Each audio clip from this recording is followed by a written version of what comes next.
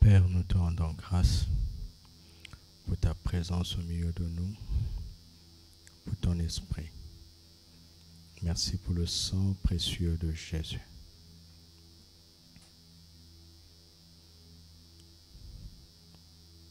Le signe de notre victoire sur l'adversaire. Merci pour le Saint-Esprit, celui qui nous communique ton amour et ta grâce, celui qui nous conduit dans toute la vérité, celui notre enseignant par excellence. Nous voulons écouter ta parole, nous ouvrons nos cœurs et te demandons de nous parler librement, profondément, et de parler à chacun d'entre nous, à ceux qui sont ici et à ceux qui nous suivent. Donne une parole pour chacun. Au nom de Jésus notre Seigneur. Amen.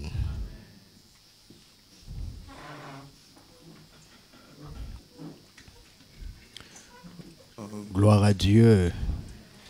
Alléluia. Béni soit Jésus-Christ notre Seigneur.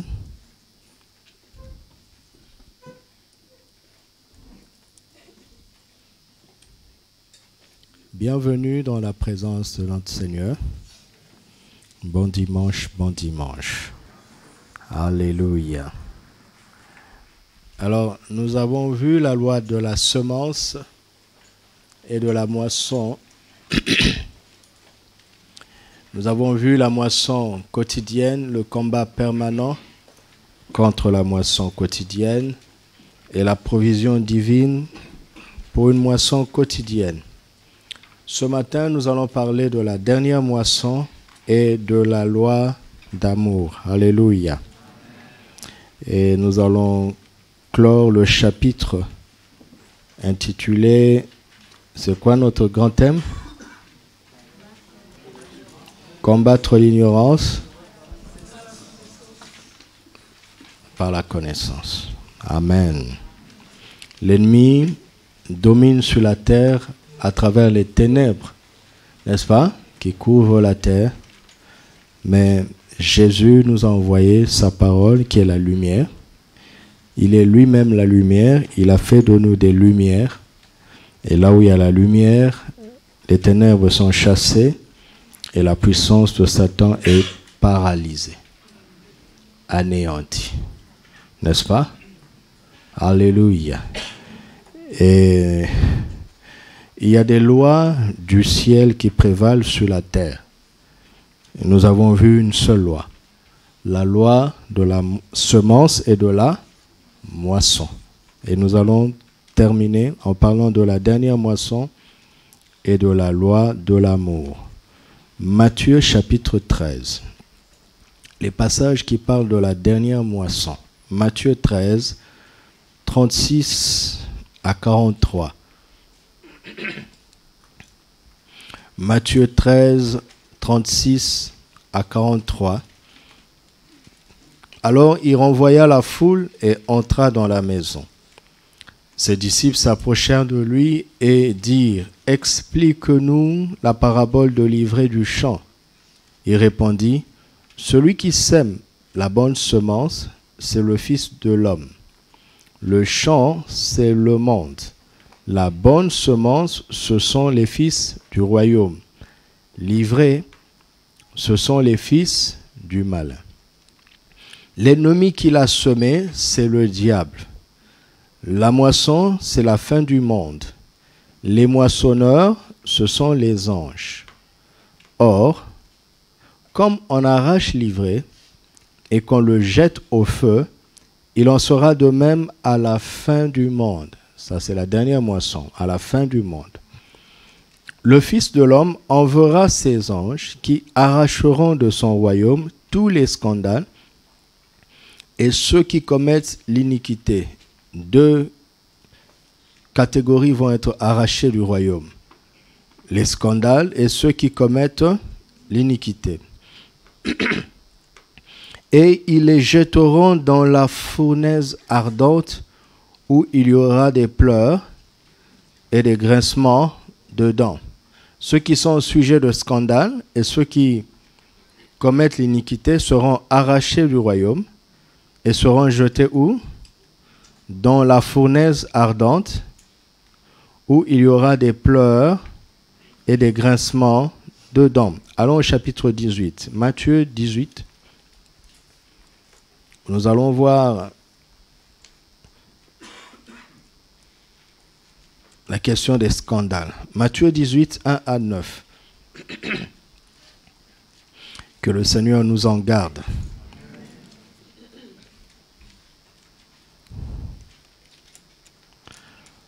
Ce sont des paroles que nous ne devons pas ignorer, n'est-ce pas?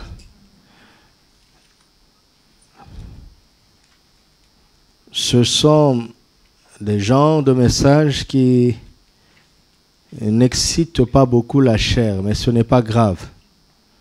C'est un message très important, car c'est la vérité. Matthieu 18, verset 1.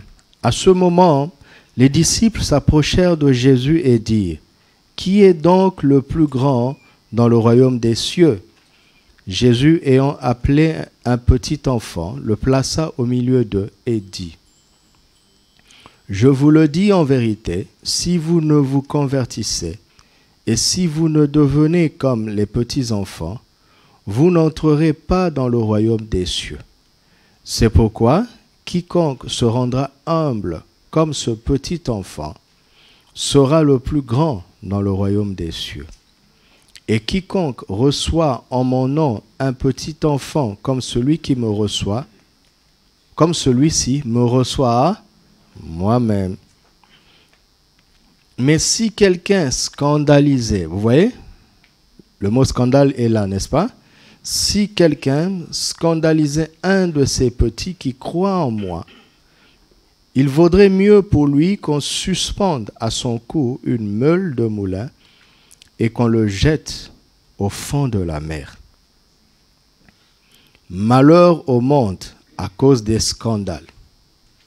Car il est nécessaire qu'il arrive des scandales, mais malheur à l'homme par qui le scandale arrive. Si ta main ou ton pied sont pour toi une occasion de chute, coupe-les, jette-les loin de toi. Mieux vaut pour toi entrer dans la vie boiteux ou manchot que d'avoir 2 pieds et 2 mains et d'être jeté où? Et si ton œil est pour toi une occasion de chute, arrache-le et jette-le loin de toi. Mieux vaut pour toi entrer dans la vie n'ayant qu'un œil que d'avoir 2 yeux et d'être jeté où? Alléluia. Quelle est la dernière fois vous avez entendu un sermon sur cette parole? Qui a entendu un sermon sur cette parole ces 5 dernières années? Qui lève la main. Une seule personne dans cette salle. En haut, quelques personnes. Vous voyez? C'est une stricte minorité. Parce qu'on ne parle plus de ces choses. Et pourtant, ce sont les paroles du Seigneur.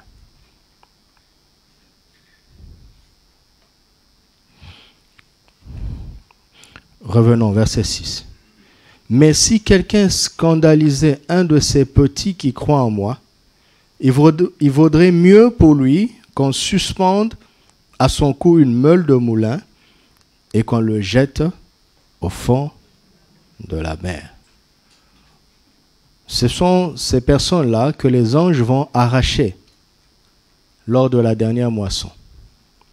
Ceux qui scandalisent les plus petits dans le royaume.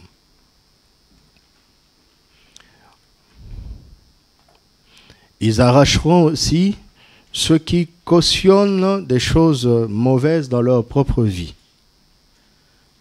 Si ta main ou ton pied sont pour toi une occasion de chute, là il ne s'agit pas de quelqu'un d'autre, n'est-ce pas?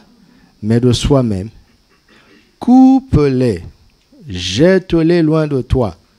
Mieux vaut pour toi entrer dans la vie boiteux ou manchot que d'avoir 2 pieds ou 2 mains et d'être jeté dans le feu éternel. Alléluia. Ce n'est pas une parole à appliquer littéralement. Mais il est en train de dire que nous ne devons pas cautionner dans nos vies, traiter légèrement dans nos vies toutes les choses que nous connaissons qui nous éloignent du Seigneur. Alléluia. Donc, vous voyez, les anges, lors de la dernière moisson, viendront arracher les scandales et ceux qui commettent l'iniquité. Vous avez vu ça, n'est-ce pas? Les scandales, c'est les mauvaises actions des autres qui nous choquent. L'iniquité, ce sont nos propres mauvaises actions. Le jour de la dernière moisson, les anges du Seigneur vont s'occuper de ces 2 catégories. Alléluia. C'est important, n'est-ce pas, d'y revenir? Très important. Matthieu 25, nous sommes toujours dans Matthieu.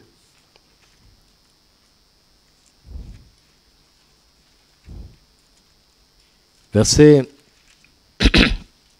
31 à 41. Lorsque le Fils de l'homme viendra dans sa gloire avec tous les anges, voilà les fameux anges, il s'assiera sur le trône de sa gloire. Toutes les nations seront assemblés devant lui. Il séparera les uns d'avec les autres, comme le berger sépare les brebis d'avec les boucs. Et il mettra les brebis à sa droite, les boucs à sa gauche. Alors le roi dira à ceux qui seront à sa droite, « Venez, vous qui êtes bénis de mon Père, prenez possession du royaume qui vous a été préparé dès la fondation du monde. Car j'ai eu faim et vous m'avez donné à manger. J'ai eu soif et vous m'avez donné à boire. J'étais étranger et vous m'avez recueilli. J'étais nu et vous m'avez vêtu. J'étais malade et vous m'avez rendu visite. J'étais en prison et vous êtes venus vers moi. » Les justes lui répondront, « Seigneur, quand avons-nous vu avoir faim et t'avons-nous donné à manger, ou avoir soif et t'avons-nous donné à boire? Quand avons-nous vu étranger et t'avons-nous recueilli, ou nu et t'avons-nous vêtu? Quand avons-nous vu malade ou en prison et sommes-nous allés vers toi? » Et le roi leur répondra, « Je vous le dis en vérité, toutes les fois que vous avez fait ces choses à l'un de ces plus petits de mes frères, c'est à moi que vous les avez faites. » Ensuite, il dira à ceux qui seront à sa gauche, « Retirez-vous de moi, maudits, allez dans le feu éternel qui a été préparé pour qui? » Vous avez vu ça? Le feu éternel a été préparé pour qui? En principe. En principe. Dieu n'a jamais prévu qu'un seul être humain se retrouve en enfer. Alléluia. Que Dieu nous en garde. Amen. Que Dieu nous en garde. C'est un châtiment terrible, éternel et irréversible. Que Dieu nous en garde. J'ai lu ce passage pour nous montrer que ceux qui commettent des scandales et de l'iniquité vont se retrouver dans le feu éternel qui n'était pas préparé pour eux. Alléluia. Dieu avait préparé pour nous son royaume dès la fondation du monde. Verset 34. Prenez possession du royaume qui vous a été préparé dès la fondation du monde. Alléluia. Vous savez que Satan est une créature. C'était un ange. Vous le savez, n'est-ce pas? Il n'est pas éternel. Il a un commencement. Tout ce qui a un commencement aura une fin. Augmentez mon micro, s'il vous plaît. Tout ce qui a un commencement aura une fin. Si tu as une date de naissance, tu auras quoi? une date de décès. C'est comme ça. Et celui qui n'a pas de date de naissance n'aura pas de date de décès. Et c'est le seul éternel. L'alpha et l'oméga. Celui qui n'a ni commencement de jour, ni fin de vie. Alléluia. Le Seigneur Jésus-Christ. Satan a été créé. Cela veut dire que avant l'instant où il a été créé et où il a pris conscience de lui-même, il y a des choses qui l'ont précédé. N'est-ce pas? C'est tellement simple. Si tu es créé à partir d'un moment, alors que Dieu existait, quelque chose a existé avant que tu ne sois créé. Il en est ainsi de cet archange appelé Lucifer. Donc il ne sait pas tout. Vous savez ça? Lucifer ne savait pas qu'il y avait un enfer. Il ne savait pas ça. Dieu avait prévu, l'agneau de Dieu a été immolé avant la fondation du monde, n'est-ce pas? Dieu avait prévu la solution pour racheter l'homme au cas où l'homme pécherait. Dieu n'avait pas prévu que l'homme pêche. Mais au cas où l'homme pécherait, Dieu avait déjà immolé son Fils. Ça, c'est pour l'humanité qu'il allait créer à son image, parce qu'il avait déjà cette idée dans sa pensée, de toute éternité, alors qu'il n'y avait aucun témoin. Nous le savons pourquoi? Parce que c'est écrit. Et Dieu avait prévu l'enfer au cas où les anges désobéiraient. Au cas où l'homme désobéirait, Dieu avait prévu le sacrifice de la croix. Au cas où les anges désobéiraient, Dieu avait prévu l'enfer. Vous m'entendez?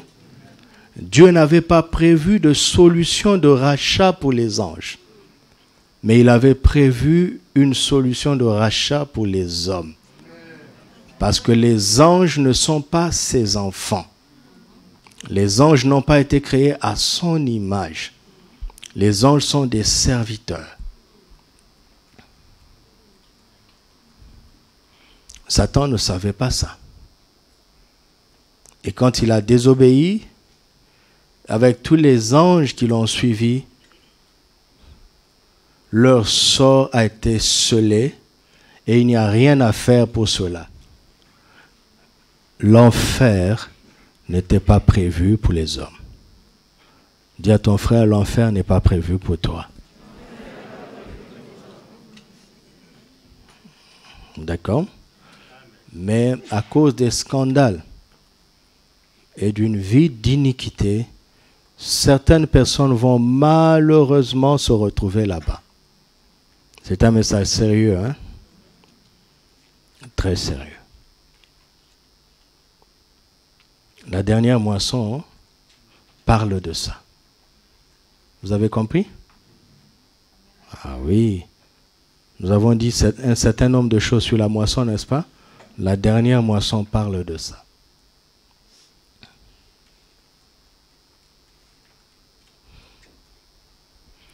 Matthieu chapitre 7, versets 21 à 23.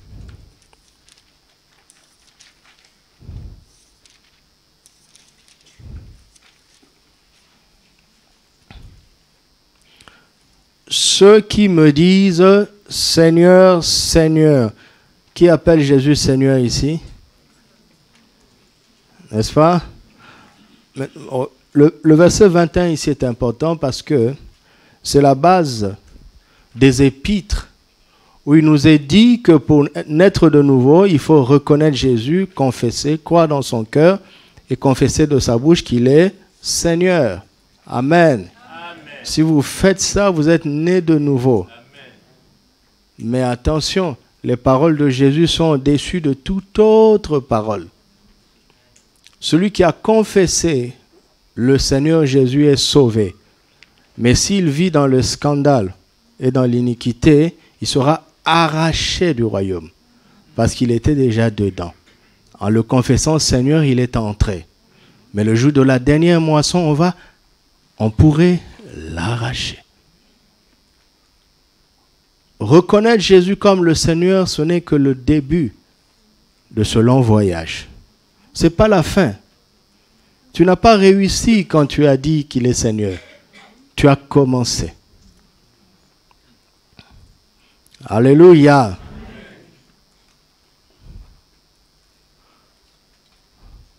Et on n'insiste plus beaucoup sur ça. C'est pour ça que nous avons des vies chrétiennes très faibles et une église faible. Mais le Seigneur est venu restaurer ça. Alléluia. Ceux qui me disent Seigneur, Seigneur, n'entreront pas tous dans le royaume des cieux, mais seulement celui qui fait la volonté de mon Père qui est dans les cieux. Plusieurs me diront en ce jour-là, Seigneur, Seigneur, n'avons-nous pas prophétisé par ton nom? N'avons-nous pas chassé des démons par ton nom? N'avons-nous pas fait beaucoup de miracles par ton nom? Alors je leur dirai ouvertement, je ne vous ai jamais connu. Retirez-vous de moi, vous qui commettez l'iniquité.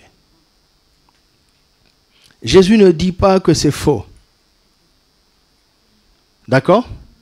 Jésus ne dit pas que ces prophéties étaient fausses, que ces miracles étaient faux, que ces délivrances étaient fausses. Jésus ne dit pas ça. Mais Jésus dit, je ne vous ai jamais connu. Retirez-vous de moi, vous qui commettez l'iniquité.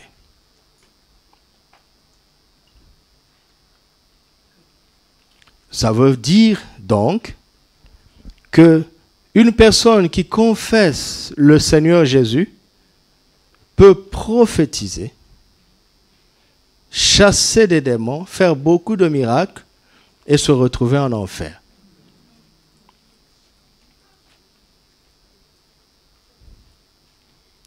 Pourquoi?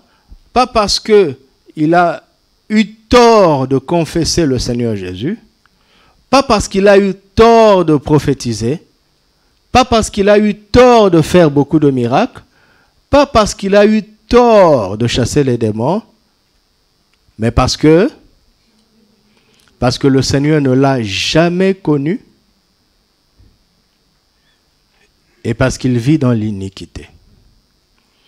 Ça veut dire que le jour de la dernière moisson, les anges ne seront pas impressionnés par nos prophéties. Ils ne seront pas impressionnés par nos miracles.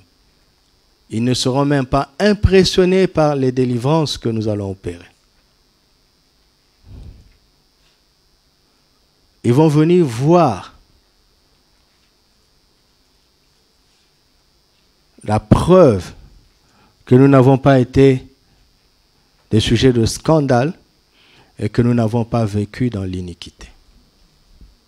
N'est-ce pas? N'est-ce pas sérieux? C'est très sérieux. Très sérieux.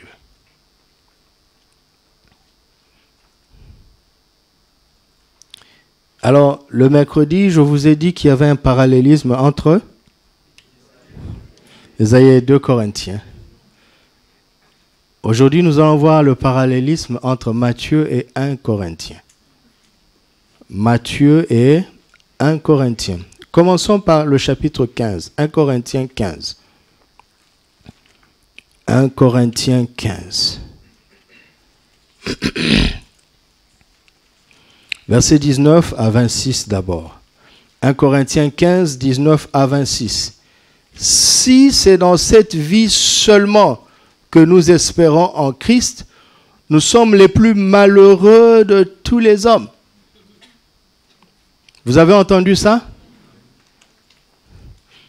Or, la foi est une ferme assurance des choses qu'on espère et une démonstration de celles qu'on ne voit pas. Il est en train de dire, si notre espérance en Christ repose simplement sur les attentes que nous avons des choses de cette terre, nous sommes les plus malheureux. Je dis, comment? Si je m'attends au Seigneur pour une guérison, je l'aurai, n'est-ce pas? Si je m'attends au Seigneur pour une bénédiction matérielle, je l'aurai, n'est-ce pas? Si je m'attends au Seigneur pour progresser socialement, je l'aurai, n'est-ce pas? Et toutes ces choses qui sont bonnes sur la terre, si je m'attends au Seigneur pour ces choses, je les aurai. Mais n'oublions pas qu'il nous a dit de chercher premièrement quoi, hein? Et sa justice. Et ces choses viendront après. Si je renverse donc les priorités, il dit nous sommes les plus malheureux. Pourtant, nous allons les avoir. Mais nous serons les plus malheureux, pourquoi? À cause du sort éternel. Verset 20. Mais maintenant, Christ est ressuscité des morts. Il est quoi? Il est les prémices de ceux qui sont morts. C'est un langage agricole encore, n'est-ce pas? Prémices, donc, là, la première récolte, la première moisson de tous ceux qui sont morts. Alléluia. Amen. Vous vous souvenez de ce que j'ai dit? La loi de la semence. C'est une loi céleste d'abord. Si on sème et qu'on moissonne sur la terre, c'est parce qu'au ciel, c'est comme ça. Amen.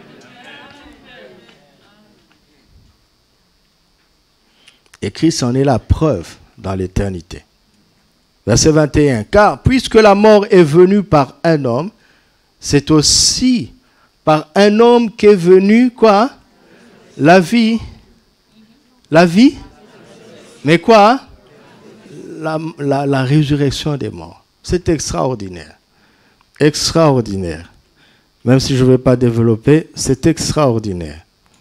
Et comme tous meurent en Adam, de même aussi tous revivront en Christ. Mais chacun en son rang. Christ comme prémisse, puis ceux qui appartiennent à Christ lors de son avènement. Ensuite viendra la fin, quand il remettra le royaume à celui qui est Dieu et Père, après avoir réduit à l'impuissance toute domination, toute autorité et toute puissance. Car il faut qu'il règne jusqu'à ce qu'il ait mis tous ses ennemis sous ses pieds. Le dernier ennemi qui sera détruit, qui sera réduit à l'impuissance, c'est quoi? La mort. Alléluia. 35.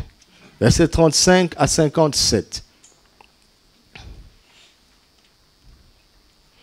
Mais quelqu'un dira, comment les morts ressuscitent-ils et avec quel corps viennent-ils?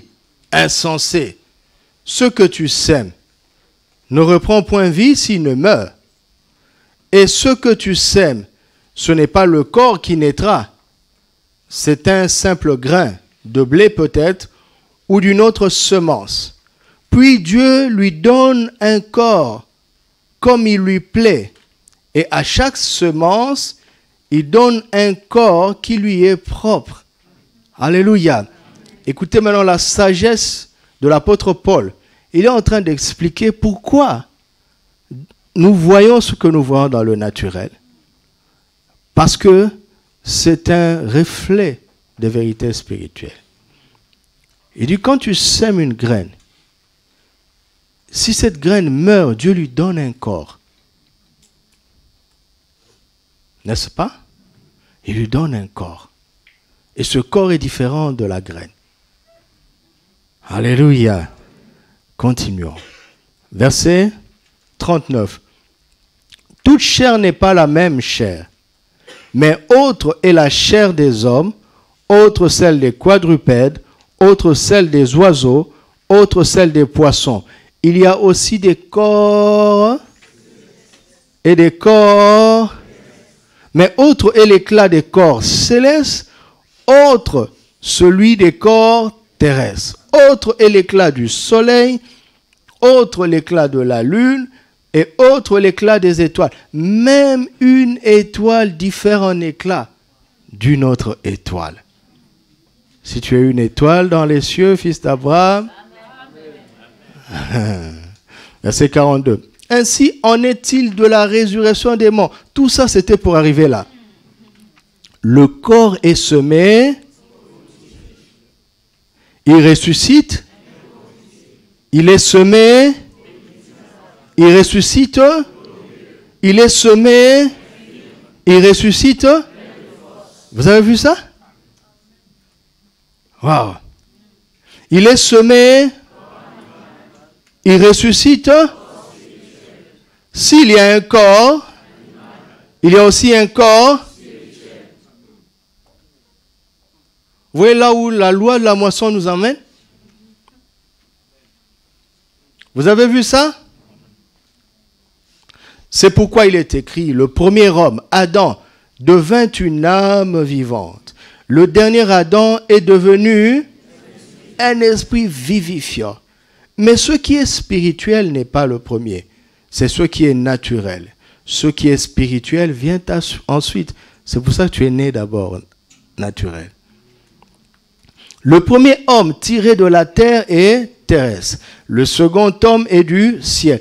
Tel est le terrestre, tels sont aussi. Tel est le céleste, tels sont aussi. Et de même que nous avons porté l'image du terrestre, nous porterons aussi. C'est notre espérance. Alléluia. Ce que je dis, frère, c'est que la chair et le sang ne peuvent hériter le royaume de Dieu. Et que la corruption n'hérite pas l'incorruptibilité. Voici, je vous dis un mystère. Nous ne mourrons pas tous, mais tous nous serons en un instant, en un clin d'œil, à la dernière trompette. Ça veut dire que la trompette sonne de temps en temps. C'est pour ça qu'il y a des gens qui reçoivent Jésus. Mais un jour, ça sonnera pour une dernière fois. Et ça, ce ne sera pas pour le salut. C'est pour ça qu'il dit aujourd'hui, si tu entends sa voix, n'endurcis pas ton cœur. Quel verset? Recommençons en 52. En un instant, en un clin d'œil, à la dernière trompette, la trompette sonnera et les morts ressusciteront comment? Et nous serons... Ah, il est mort, Paul. Mais voyez, il prenait tellement au sérieux l'enlèvement. Il savait que c'était imminent. Et il attendait à ce que ça arrive de son vivant. C'est cet état d'esprit que nous devons avoir. Alléluia. Vous savez, si tu penses que ça arrivera plus tard, tu te diras à toi-même que tu as droit à l'erreur. Et c'est dangereux.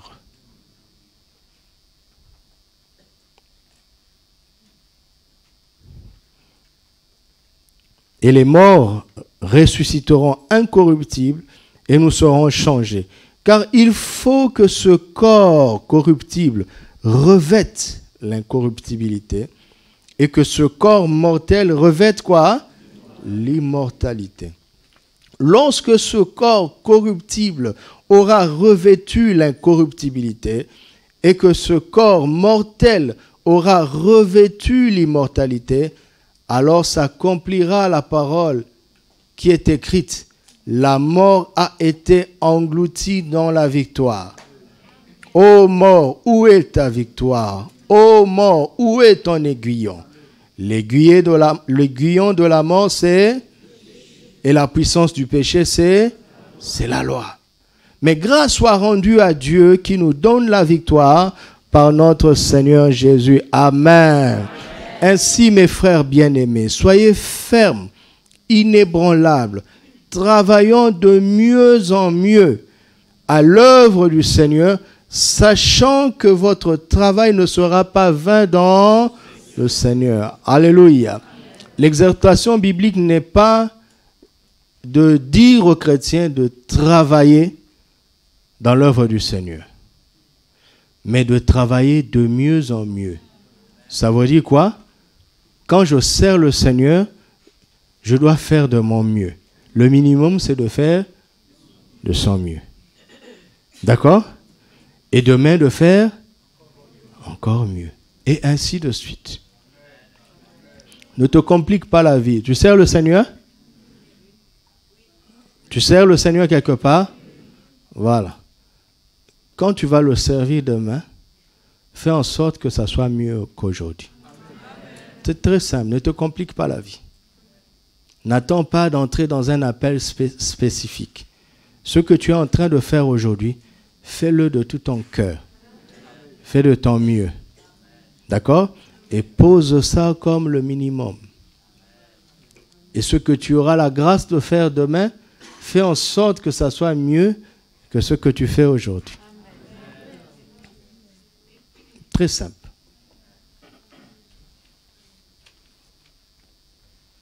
Alléluia. À la dernière moisson, ceux qui vont réussir, j'espère, et je prie que ce soit nous tous ici. Parce que tu n'es pas là par hasard. Nous allons revêtir l'incorruptibilité et l'immortalité. Nous serons transformés. Alléluia. De la même manière que quand tu sèmes une graine, ce qui germe n'est pas une graine, mais une plante, n'est-ce pas? Ce qui germe de la graine a une apparence différente que la graine qu'on a semée.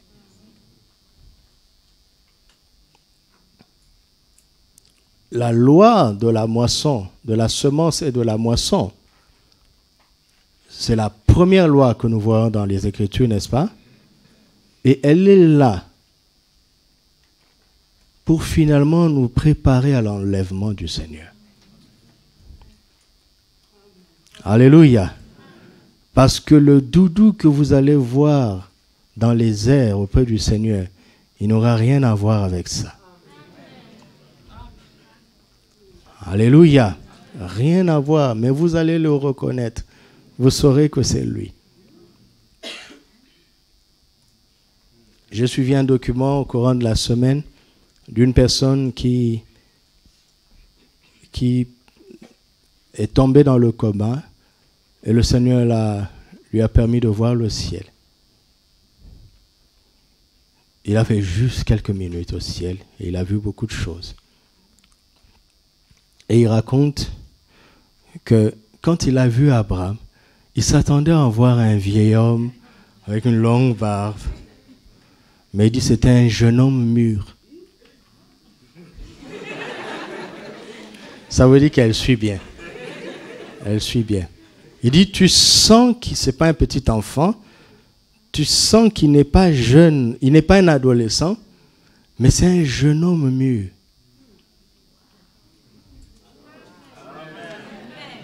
Ce sont des concepts qui n'existent pas sur la terre.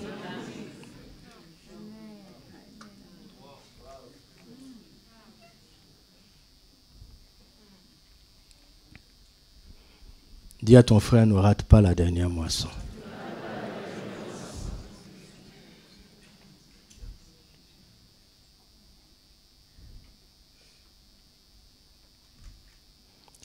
C'est pour ça que ces jours-ci sont un peu difficiles pour moi. Parce que je sens beaucoup de choses. Vous savez, si vous voulez réussir dans le combat, il ne faut se tromper ni de combat, ni d'adversaire. Première chose, d'accord? C'est l'année du combat spirituel victorieux, mais nous devons comprendre quel est ce combat. Et qui est notre adversaire? 1 Pierre 5, 8 dit que notre adversaire, c'est le diable. Tous les autres, que ce soit les frères, les hommes, les méchants, les systèmes, ce n'est pas ça notre adversaire. Ne vous trompez pas, ne vous laissez pas distraire. Ne nous laissons pas distraire. Notre adversaire, c'est le diable. Si tu te trompes d'adversaire, tu te tromperas de combat. Et si tu te trompes de combat, tu ne peux pas vaincre. Alléluia. Ça, c'est la première chose. Deuxième chose, il ne suffit pas de connaître l'adversaire. Mais il faut aussi connaître ses intentions profondes. Alléluia. Et c'est le sens de notre texte de base, 2 Corinthiens 2:11. Nous n'ignorons pas ses desseins. Nous ne voulons pas lui donner davantage parce que nous n'ignorons pas ses desseins. Ses desseins, il a plusieurs desseins, plusieurs intentions. Mais quelle est son intention la plus profonde? Son intention la plus profonde, c'est de faire en sorte qu'un humain passe l'éternité en enfer avec lui. Il ne faut jamais oublier ça. Alléluia. Cela va nous aider à relativiser d'abord toutes les difficultés que nous pouvons rencontrer dans la vie. Jésus a été clair. Tu peux avoir les 2 pieds et aller en enfer. Alors qu'un estropié ira au ciel. Tu peux avoir 2 yeux et finir en enfer. Alors qu'un borgne peut aller au ciel. Tu peux être misérable et pauvre et finir au ciel comme Lazare dans Luc 16. Alors que le riche là, qui était plein aux as, a fini en enfer. Il faut d'abord qu'on se le dise. On doit commencer notre combat spirituel là-bas. Alléluia. Le diable est prêt à enlever une difficulté dans la vie d'un croyant, pourvu que ce croyant vive dans le compromis pour se retrouver en enfer. Ne vends pas ton âme pour un si bas prix.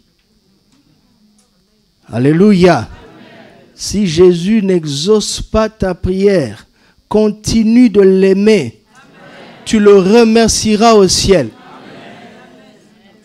Mais si tu lui tournes le dos parce qu'il t'a soi-disant déçu, tu seras le plus malheureux des hommes parce que tu vas vraiment regretter en enfer. Ça ne vaut pas la peine. Est-ce que vous m'entendez? La vie chrétienne doit commencer sur ce point-là.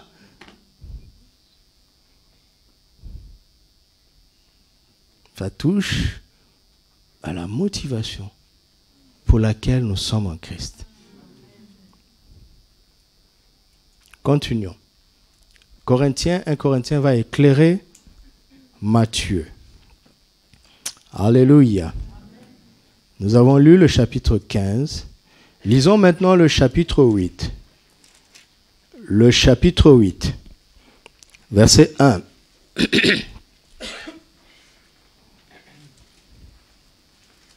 Comment est-ce possible?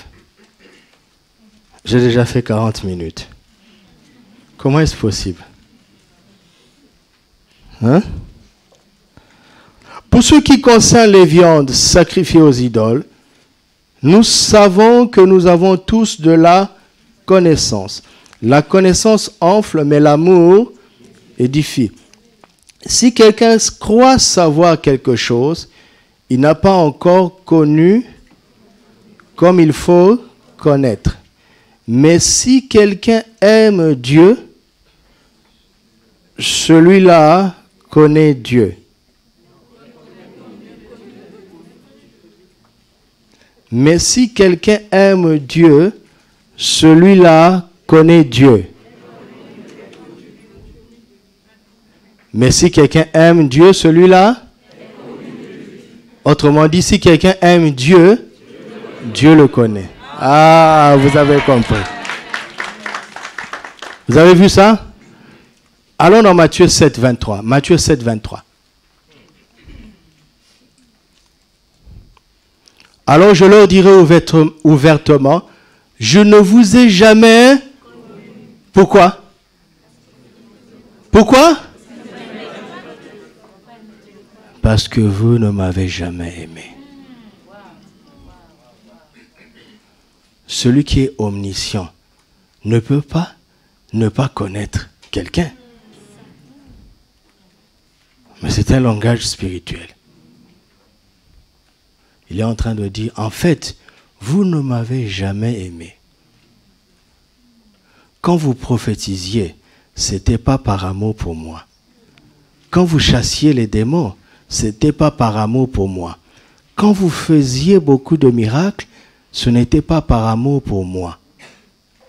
Vos motivations n'étaient pas bonnes. Mais mon nom a agi quand même.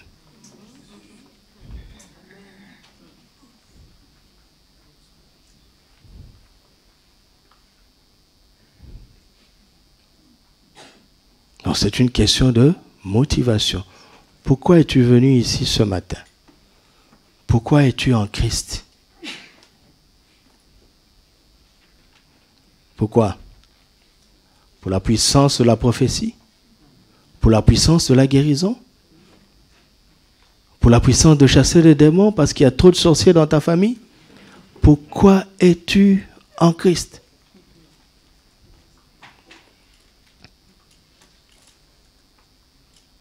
Vous savez, il y a des gens qui viendront en Christ pour triompher des sorciers et ils triompheront des sorciers. Mais ils finiront en enfer. Ils vivront des miracles et ils finiront en enfer. Ils prophétiseront et ils finiront en enfer.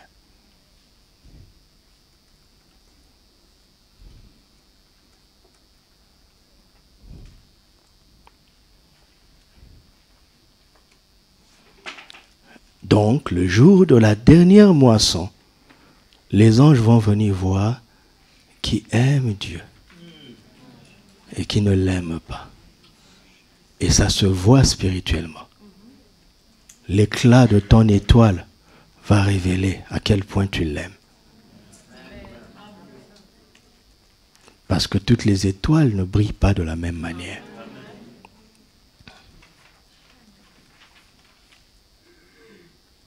Vous voyez comment 1 Corinthiens éclaire Matthieu? N'est-ce pas? Continuons la lecture, vous allez voir, la notion de scandale va éclater toute seule. Pour ceux qui, verset 4, 1 Corinthiens 8, verset 4 maintenant. Pour ceux qui est donc de manger des viandes sacrifiées aux idoles, nous savons qu'il n'y a point d'idole dans le monde et qu'il n'y a qu'un seul Dieu. Car s'il est des êtres qui sont appelés Dieu, soit dans le ciel, soit sur la terre, comme il existe réellement plusieurs dieux et plusieurs seigneurs, il faut comprendre ce que cet homme est en train de dire. Il dit, il existe vraiment des entités spirituelles. Mais pour nous, il n'existe pas. Qu'est-ce que ça veut dire?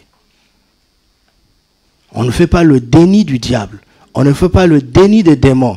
Mais à travers l'œuvre de la croix, ils sont multipliés par 0. C'est de ça qu'il est en train de parler.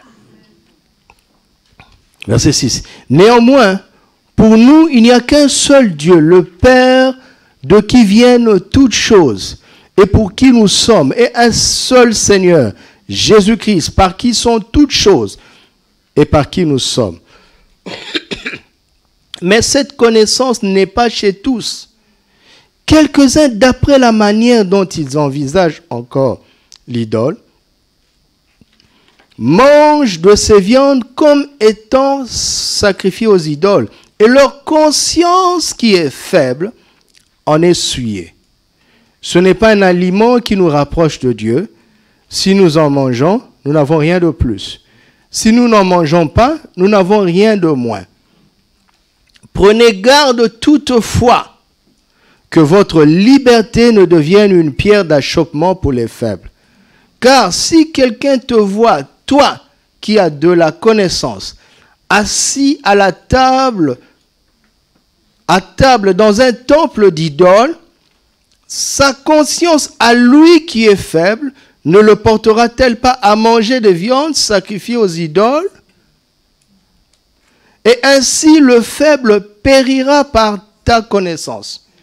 Le frère pour lequel Christ est mort, en péchant de la sorte contre les frères et en blessant leur conscience faible, vous péchez contre Christ.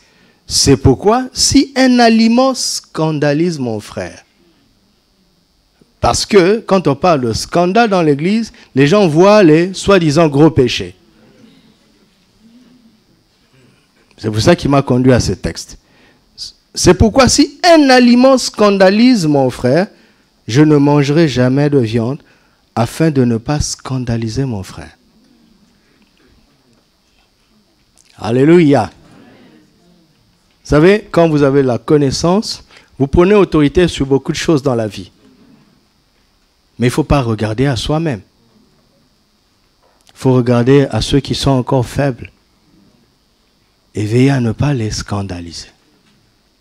Justement, ceux qui ont de la connaissance, mais qui ne sont pas parvenus au point de l'amour, ils n'ont pas cette sensibilité. Vous avez compris? Donc la clé pour triompher d'une vie d'iniquité, c'est l'amour. La clé pour triompher des scandales, c'est encore l'amour. Alléluia. L'amour, la loi de l'amour, est une loi fondamentale au ciel et qui nous donne la victoire sur la terre et qui nous donne la victoire dans l'éternité. Alléluia.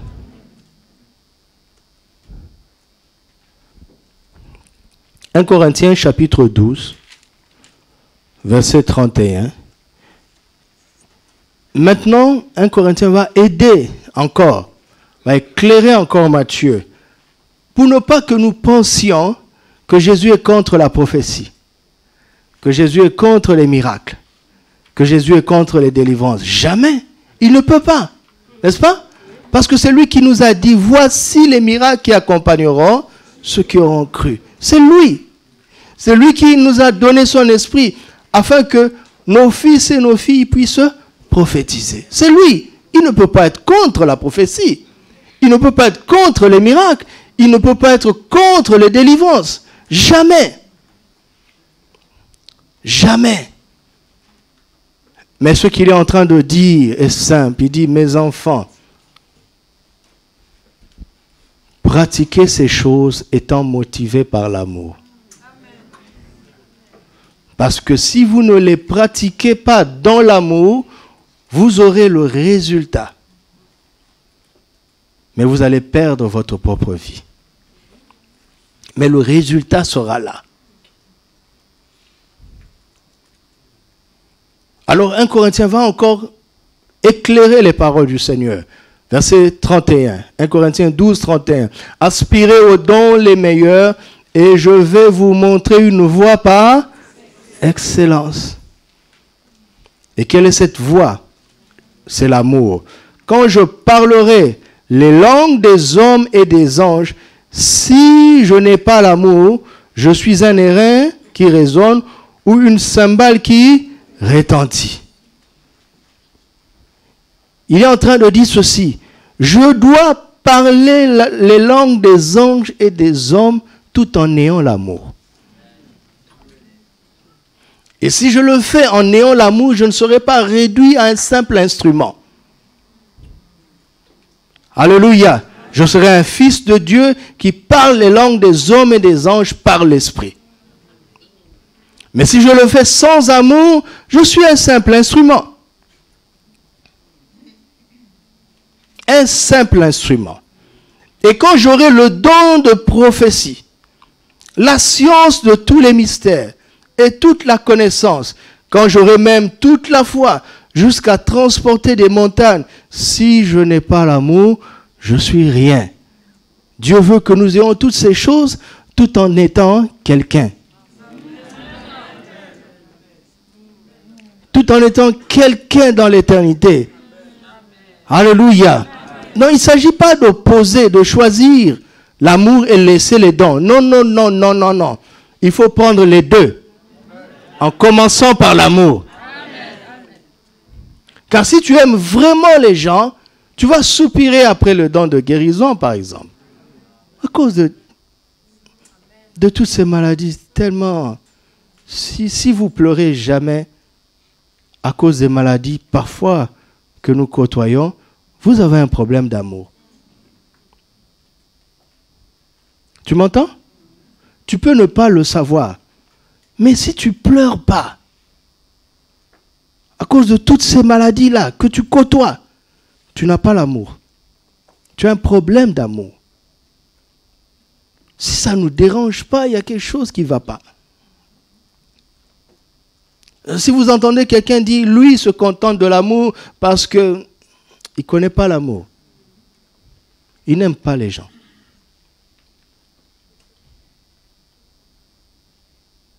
Nous devons soupirer après ça, par amour pour notre prochain. Alléluia. Verset 4, il décrit maintenant cet amour. L'amour est patient, il est plein de bonté. L'amour n'est point envieux, l'amour ne se vante pas, il ne s'enfle point d'orgueil, il ne fait rien de malhonnête, il ne cherche point son intérêt, il ne s'irrite pas, il ne soupçonne point le mal, il ne se réjouit point de l'injustice, mais il se réjouit de la vérité. Il excuse tout, il croit tout, il espère tout et il supporte tout. Alléluia. C'est un passage puissant. Alors, je vais essayer de conclure et vous montrer quelque chose. Remettez la diapo.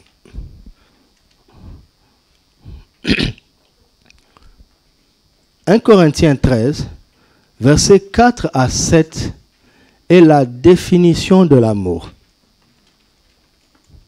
D'accord? Une définition tellement longue. N'est-ce pas? Pourquoi c'est long? Parce que ce mot est concentré. Il est tellement concentré que tu ne peux pas le définir en une phrase. Il embrasse tellement des choses que le Saint-Esprit a inspiré Paul de définir l'amour en donnant plusieurs de ses caractéristiques. Parce que c'est tellement concentré. Et c'est normal que ça soit concentré. Pourquoi? Parce que Dieu lui-même est amour. Si vous pouvez définir Dieu, vous pouvez définir l'amour.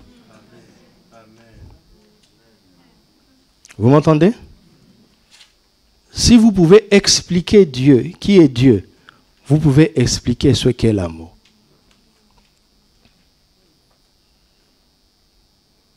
La définition de l'amour, c'est un long séminaire.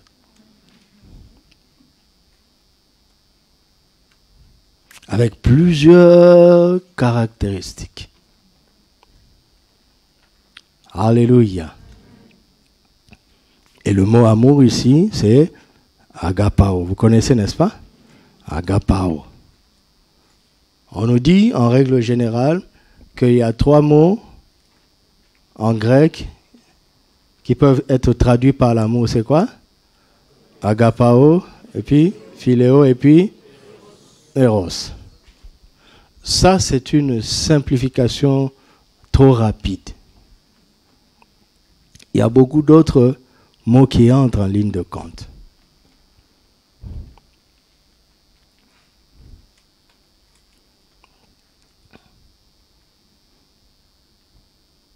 Nous avons établi que la dernière moisson se fera en enlèvement, n'est-ce pas? Et que pour réussir le test de la dernière moisson, il suffit d'aimer Dieu. Parce que quand vous aimez Dieu, vous ne scandaliserez pas ceux qui sont faibles. Quand vous aimez Dieu, vous ne vivrez pas dans l'iniquité. Si vous trébuchez, vous allez réparer ça tout de suite. Tellement vous aimez Dieu.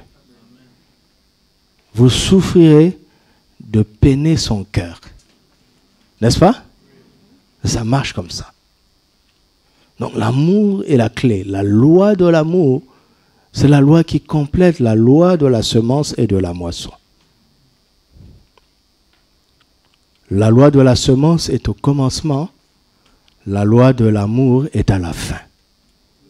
C'est la loi de l'amour qui garantit le succès de la semence que tu es, que Christ a semé dans ce monde.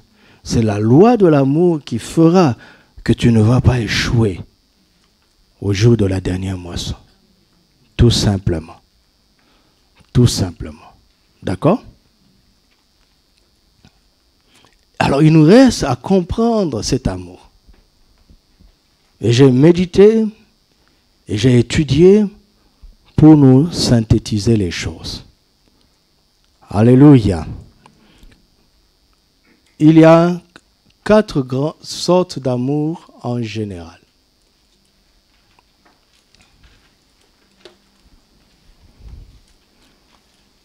Il y a l'amour qui prend, l'amour qui donne et l'amour qui se donne. Écoutez-moi maintenant très bien. L'amour qui prend, c'est un amour diabolique. C'est un amour spirituel et médiocre. En fait, ce n'est pas de l'amour.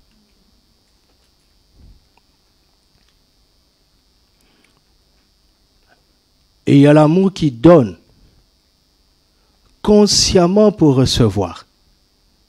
C'est l'amour intéressé, n'est-ce pas? L'amour des affaires, n'est-ce pas? Où il y a des échanges. Quand vous voyez un homme d'affaires dire que celui-là est mon ami, vous comprenez déjà ce qu'il veut dire.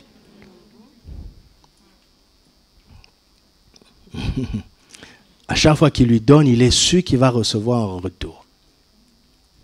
Ça, c'est conscient et c'est clair. C'est l'amour des affaires. Il faut savoir mettre les choses en place dans sa tête parce que nous sommes encore dans ce monde. Pour savoir comment interagir avec qui et avec qui. Alléluia. Au boulot, il n'y a pas de communion fraternelle. Vous savez ça, non? Au travail, il n'y a pas de communion fraternelle. On va bien t'exploiter. Il faut savoir mettre le bon logiciel en place. C'est le monde des affaires. D'accord? Tant que tu es productif, on t'aime et on te garde. Le jour où tu produis rien, on te jette. Vite fait. Sans état d'âme. Parce qu'il n'y a pas de sentiment là-bas. Et vous savez quoi? C'est normal. N'allez pas vous plaindre. C'est clair. C'est un amour qui donne consciemment pour recevoir. Le troisième est le plus subtil. C'est un amour qui donne aussi, mais inconsciemment pour recevoir. Et c'est ici qu'on échoue le plus. Parce que cet amour est humain. Il est charnel. Il est imparfait. C'est un amour émotionnel, intellectuel. Vous trouvez ça dans l'église, dans la communion fraternelle. Vous trouvez ça dans les familles. Vous trouvez ça dans les amis. Vous allez voir des gens qui s'aiment vraiment, apparemment sans intérêt, n'est-ce pas? Ce sont de bons amis et qui s'aiment apparemment sans intérêt. Mais un jour, l'amitié s'arrête. Pourquoi? Parce que il te donnait et s'attendait inconsciemment à recevoir quelque chose. Ce n'est pas dit explicitement, mais il y a une attente intérieure. Le jour où tu arrêtes de donner, il dit tu m'as déçu. Et ça s'arrête. On trouve ça dans l'église, on trouve ça dans les familles, entre frères et sœurs, entre parents et enfants. Les parents investissent par amour pour leurs enfants, mais quelque part dans un coin de leur tête,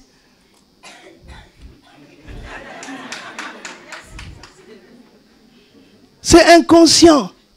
Et je suis venu ici pour réveiller les choses qui sont enfouies inconsciemment en nous.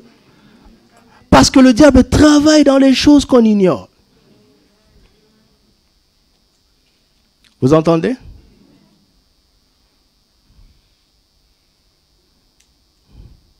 On raconte l'histoire d'une sœur, quand elle a pris une décision qui allait à l'encontre de la décision de sa mère. Sa maman a sorti tous les Western Union qu'elle lui a envoyés pendant qu'elle était étudiante. Il y a de quoi être choqué, hein?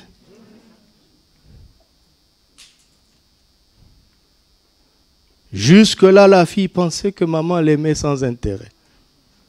Vous savez quoi? Maman l'aimait vraiment sans intérêt. Mais il y avait un intérêt inconscient qui se révèle dans certaines situations. Vous m'entendez?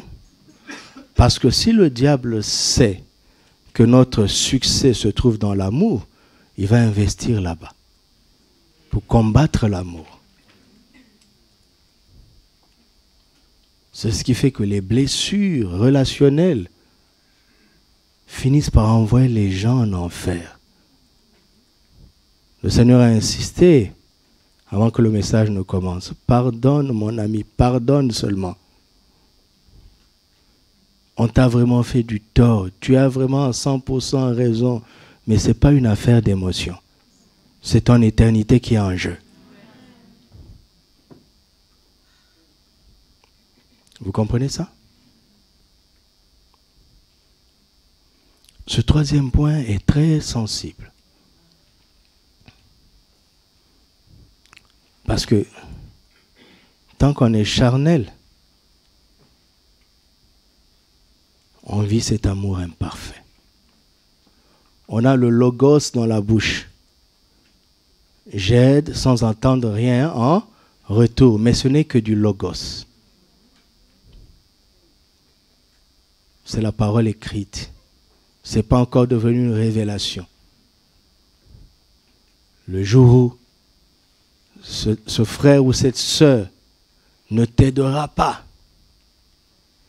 alors que tu es dans le besoin, tu vas te souvenir de tous les sacrifices que tu avais faits pour lui. Et tu vas souffrir de voir qu'il ne te rend pas l'appareil. Ça veut dire que jusque-là, tu avais investi inconsciemment. Le Seigneur te parle. Et le dernier amour, c'est là où se trouve agapao. C'est l'amour qui se donne. Tu sais, quand tu t'es donné toi-même, si on te donne quelque chose en retour, tu n'es plus là. Tu n'es plus là pour recevoir. N'est-ce pas? Quand tu as donné, tu restes là. N'est-ce pas? Tu peux recevoir. Mais quand tu n'es plus là, tu vas recevoir comment? Tu n'as pas donné. Tu t'es donné. Amen. Et ça, c'est un amour divin. Cet amour est spirituel, il est parfait et il est excellent. Écoutez-moi, jusqu'à ce que le Saint-Esprit ne vienne sur la terre, seul Dieu était capable d'aimer comme ça. Vous entendez? Qu'est-ce que j'ai dit?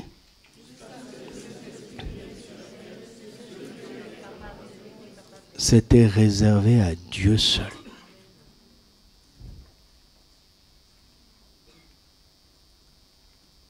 Et Jésus est mort. Écoutez maintenant la profondeur de l'évangile. Jésus est mort à la croix. Pas seulement pour que nous soyons sauvés. N'est-ce pas? Pour être sauvés, nous devons être nés de nouveau, n'est-ce pas? Il n'est pas mort seulement pour que nous naissions de nouveau. Mais quand on est de nouveau, on devient le temple du Saint-Esprit, n'est-ce pas? Il n'est pas né seulement pour que nous devenions le temple du Saint-Esprit. Justement, en devenant le temple du Saint-Esprit, le Saint-Esprit vient en nous. N'est-ce pas? Il emmène en nous la présence du Père et du Fils. N'est-ce pas?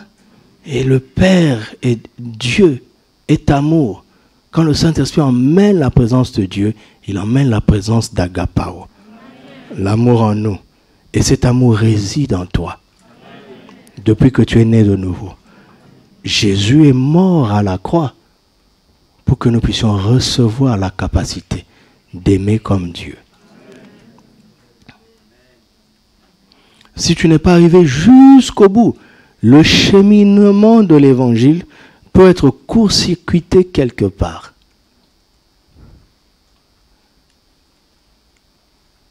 Avec l'objectif que tu puisses faillir.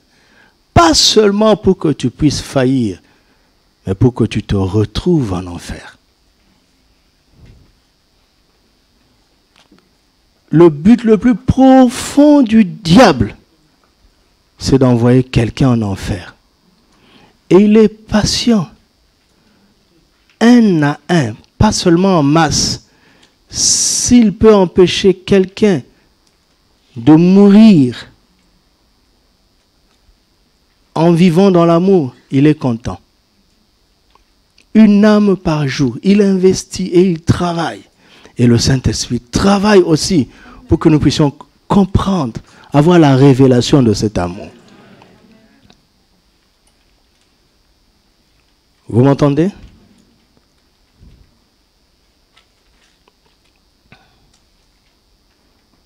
Je vous ai dit, mercredi, et je n'ai plus beaucoup de temps, en Ésaïe 53, la Bible dit qu'il a plu à l'Éternel, n'est-ce pas, de briser le Seigneur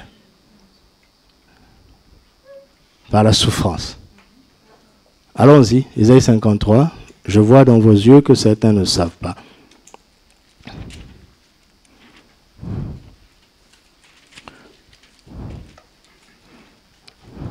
Verset 10. Il a plu à l'Éternel de le briser par la souffrance. Après avoir livré sa vie en sacrifice pour le péché, il verra une postérité et prolongera ses jours, et l'œuvre de l'Éternel prospérera entre ses mains. Quand vous considérez l'œuvre de la croix, et que vous vous imaginez qu'il y avait un deuil dans le ciel, que Dieu était en train de pleurer à cause de son Fils unique, vous êtes dans les émotions. Vous avez une idée émotionnelle de l'amour.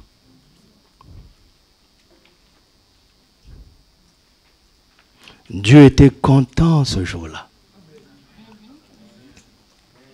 Alléluia. C'est difficile à imaginer parce que ce n'est pas intellectuel.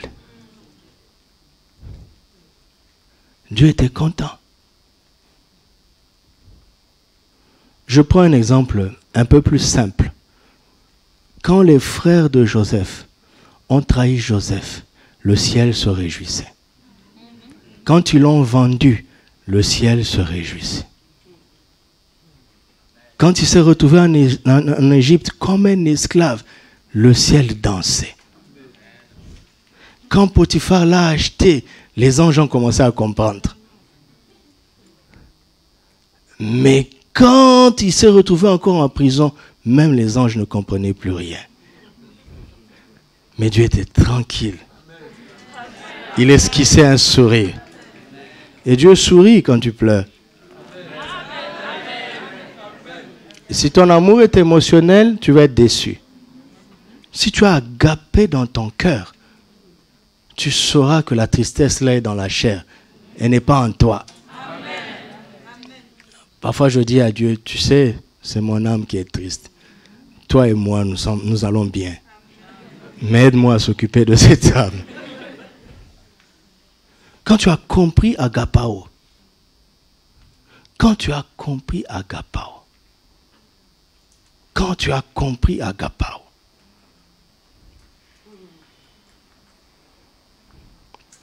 agapao est un amour qui ne se blesse pas.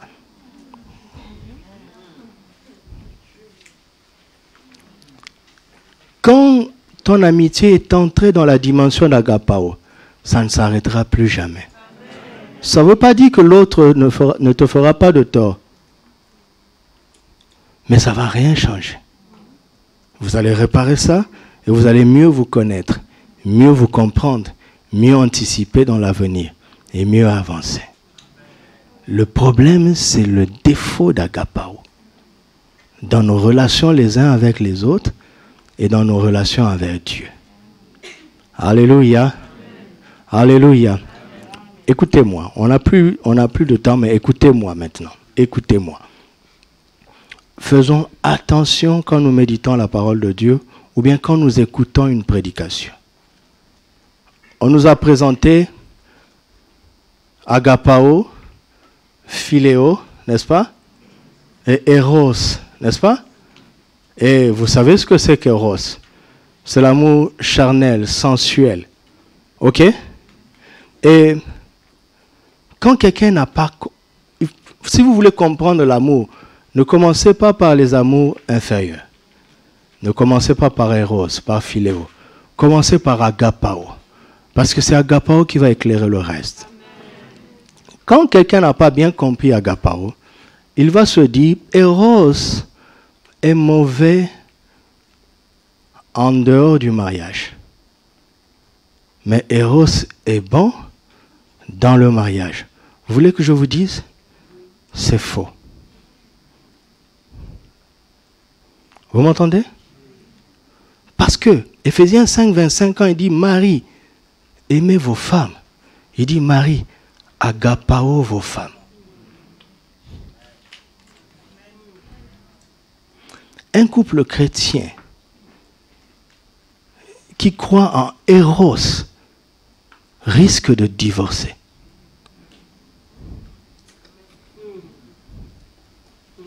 Si j'avais le temps, j'allais vous ouvrir j'ai plein de versets, j'allais vous expliquer beaucoup de choses. Beaucoup de choses.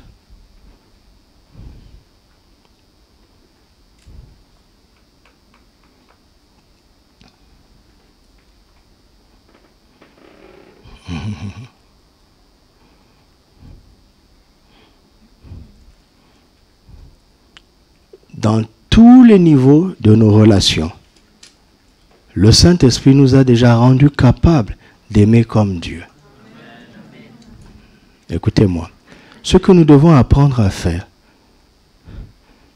c'est d'aimer Dieu avec agapao. C'est-à-dire d'aimer Dieu comme Christ l'a aimé. Et si tu es honnête, tu vas voir que de temps en temps, tu descends dans le philéo avec Dieu. De temps en temps. Un couple chrétien doit apprendre à s'agapao l'un l'autre.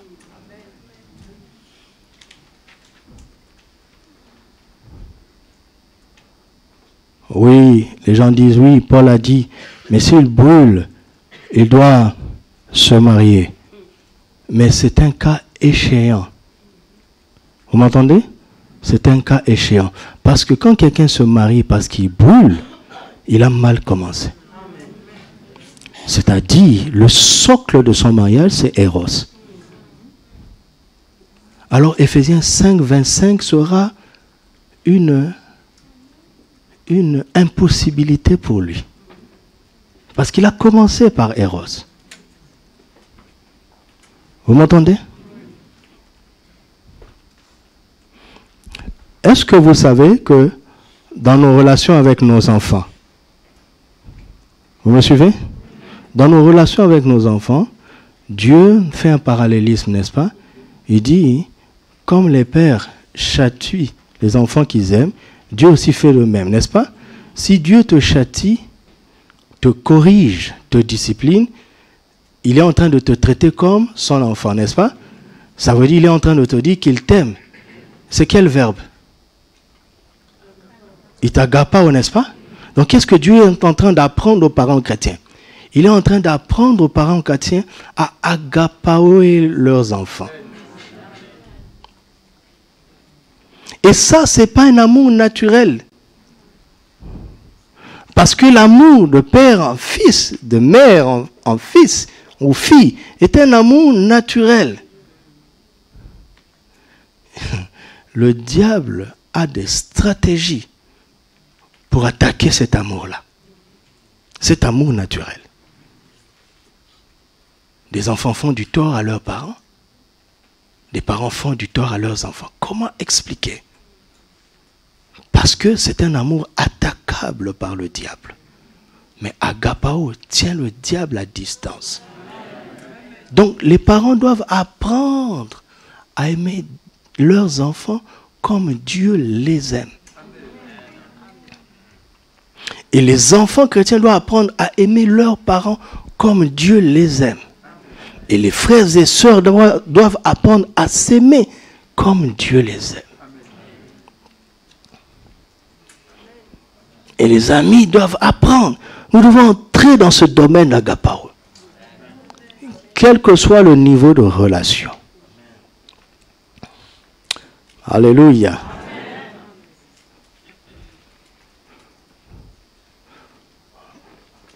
Je vous donne 2 exemples. Prenons le cas idéal de l'amitié dans l'Ancien Testament. C'est qui? Bravo à vous. Bravo à vous. Regardez. C'est très intéressant. Dans 1 Samuel 18, on parle de l'amour que Jonathan avait pour David. Pas de l'amour que David avait pour Jonathan, mais de l'amour que Jonathan avait pour David. Dans 2 Samuel 1, on va parler de l'inverse, de l'amour que David avait pour Jonathan. Dans 1 Samuel 18, on dit que Jonathan aimait David comme son âme. D'accord? Il aimait David comme lui-même. Ça ne l'a pas empêché de suivre son père qui détestait David. Cet amour était excellent, entre guillemets, mais limité. Est-ce que vous savez que Jonathan n'était pas condamné à mourir comme il est mort? C'est son père qui était dans la désobéissance, pas lui. Est-ce que vous me suivez? Mais il était devant un fait accompli. Alors écoutez-moi maintenant, parce que nous devons comprendre les desseins du diable. Jonathan était devant un fait accompli qui est très difficile. Choisir entre son père et son ami. C'est une question difficile. Il y aura des situations dans la vie que l'ennemi va manipuler, qui seront tellement difficiles tant que vous ne serez pas dans agapao. Regardez, Dieu lui-même a eu le choix le plus dur qui soit. Choisir son fils qui ne l'a jamais désobéi. Et l'humanité qui lui avait tourné le dos et qui ne demandait même pas son aide. Mais agapao lui a donné la solution. Alors j'imagine, je dis Seigneur, mais Jonathan aurait pu aider son père? Vous imaginez? Parce qu'à 2 reprises, Saül a confessé. À 2 reprises, Saül a demandé pardon à David. Et Saül a confessé, c'est toi qui régneras. Dieu est avec toi, mon fils. C'était déjà clair. Il avait tout compris. Donc Jonathan avait la clé. C'était rangé du côté de son ami David, sachant que David n'aurait jamais tué Saül. Ils auraient immobilisé Saül et il lui aurait donné une leçon d'amour. Et ça aurait sauvé le vieux père Saül. Jonathan était l'interrupteur. On ou bien off. Mais Philéo l'a trompé. L'amour biologique l'a trompé. La loyauté biologique l'a trompé. Parce que s'il était entré dans agapao, il aurait une explication spirituelle dont Dieu seul a le secret.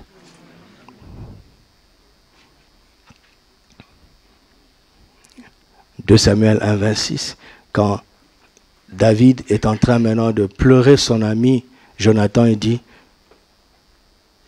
mon amour pour toi était plus que l'amour des femmes.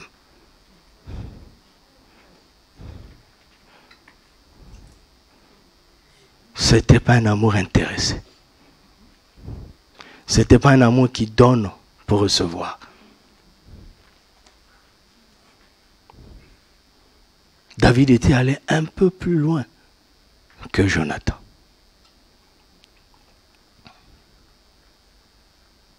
Vous m'entendez? Je parle comme ça pour que tous ceux qui sont nés de nouveau aient la révélation. Et qu'ils laissent le Saint-Esprit libérer cet amour en eux. Écoute-moi. Si tu es en Christ, tu es naturellement capable d'aimer comme Dieu. Sans effort. Mais il faut avoir la révélation. Tu n'as pas l'idée de la capacité que tu as à pardonner. C'est la même capacité que Dieu.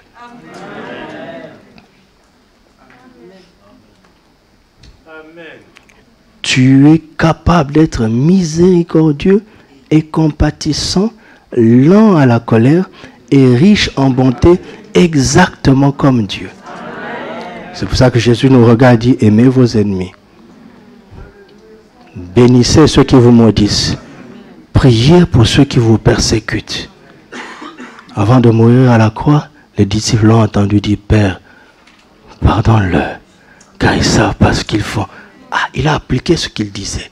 D'où lui est venue cette force? Agapao était en lui. Et c'est Agapao en toi. Si tu es en Christ. Vous savez, les coups du diable les plus forts, ce sont les coups qui touchent à l'amour.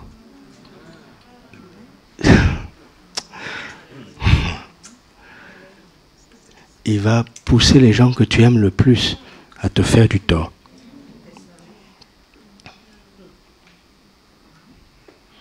Mais nous connaissons ses desseins maintenant. Je refuse d'aller en enfer. Je refuse. Satan, j'ai compris. Cette déception, ce mensonge, c'est rien. Je sais ce qui est caché derrière. Alors je relativise. Dites avec moi, je relativise. Alléluia.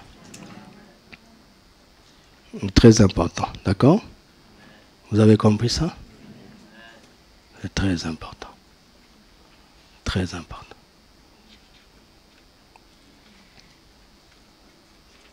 Dans les semaines qui viendront,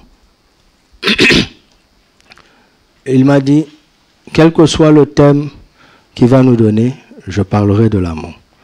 Dans ce thème-là, jusqu'en décembre, je parlerai de l'amour. Alléluia.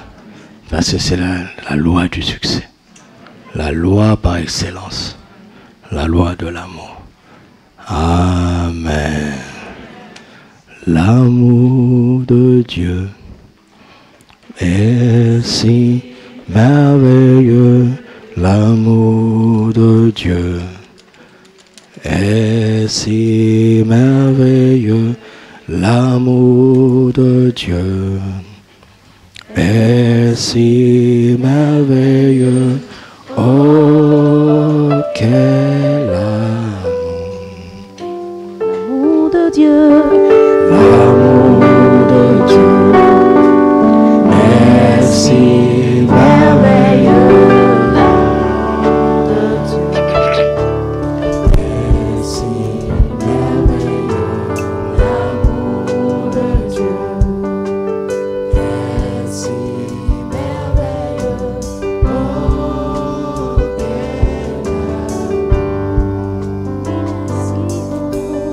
Il est si haut qu'on ne peut le surmonter, si profond qu'on ne peut le sonder. Il est si vaste qu'on ne peut le contourner. Oh, quel amour. Levez-vous avec moi et affichez Romains chapitre 5, verset 5. Nous allons prendre 5 minutes de prière efficace. Romains chapitre 5, verset 5. Affiché. Enlevez la diapo. Lisons ensemble. Or, l'espérance ne trompe point, parce que l'amour de Dieu est répandu dans nos cœurs par le Saint-Esprit qui nous a été donné. Amen. L'amour de Dieu est répandu dans nos cœurs par le Saint-Esprit qui nous sera donné, qui nous a déjà été donné. Galates chapitre 5, verset 6. Galates 5, verset 6. Car en Jésus-Christ, ni la circoncision, ni l'incirconcision n'a de valeur, mais la foi agissante par la charité. C'est l'amour, agapé. Romains chapitre 12, verset 3. Romains 12, verset 3. Par la grâce qui m'a été donnée de dire à chacun de vous de n'avoir de lui une trop haute opinion, mais de revêtir des sentiments modestes selon la mesure de foi que Dieu a départie à chacun. Dieu a donné à chacun la même mesure de foi, n'est-ce pas? Nous avons tous la même mesure de foi. Nous avons tous le Saint-Esprit, n'est-ce pas? Et le Saint-Esprit a répandu en tous déjà l'amour de Dieu. Et nous allons faire agir cette foi par l'amour. Alléluia. Alléluia. Dites avec moi, Père, je te rends grâce pour l'œuvre achevée de Christ, par lequel mes péchés sont effacés. Je te rends grâce pour le don de la foi, par lequel je suis né de nouveau. Et parce que je suis né de nouveau, je suis le temple du Saint-Esprit. Le Saint-Esprit habite en moi. Il a déjà répandu en moi l'amour agapao. L'amour agapao est en moi. La foi est en moi. Je vais maintenant faire agir cette foi dans l'amour. Garde-moi de faire agir la foi en dehors de l'amour. Garde-moi de me contenter de l'amour sans faire agir ma foi. Je ferai toujours agir ma foi dans l'amour. Au nom de Jésus. Amen. Alors je veux maintenant que tu demandes au Seigneur la grâce de ces trois choses. La grâce de la prophétie, la grâce de l'autorité sur les démons et la grâce de l'opération des miracles. Demande-les avec tes propres mots maintenant.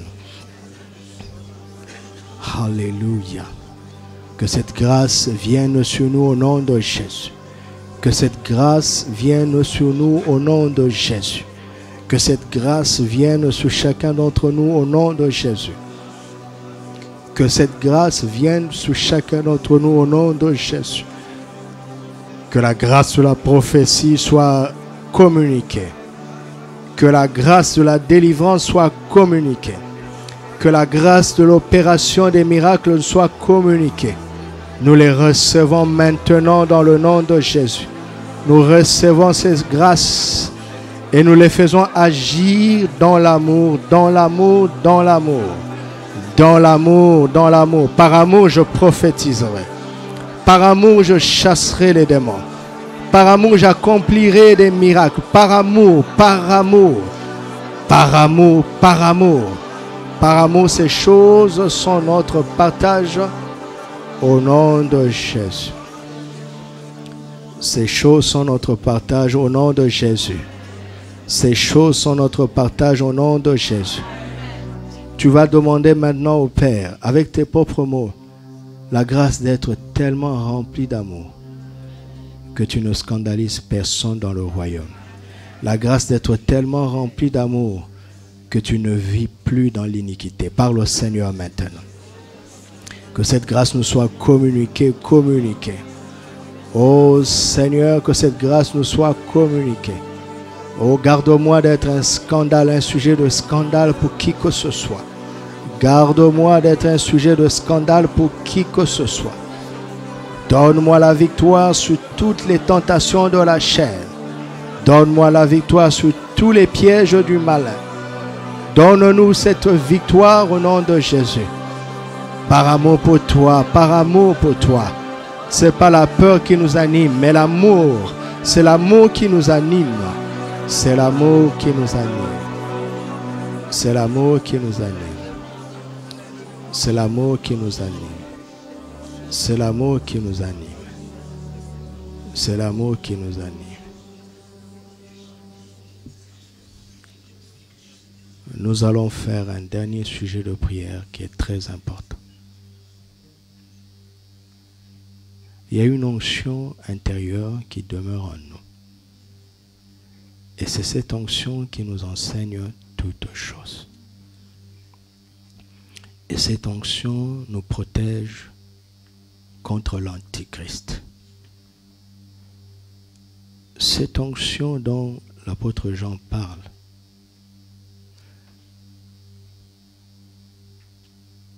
se réfère à ce que Jésus avait dit.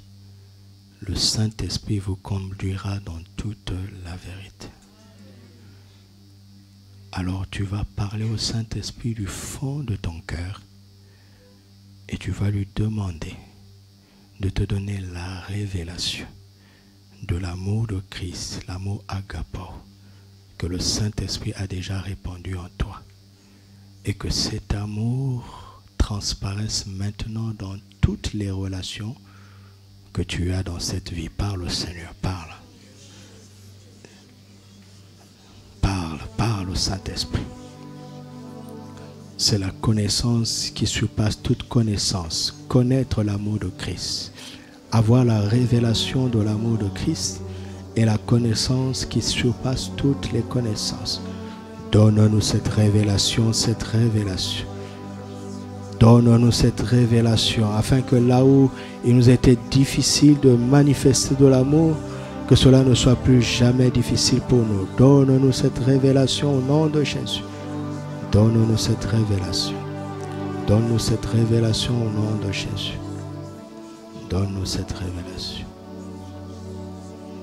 Donne-nous cette révélation. Oh, merci Seigneur.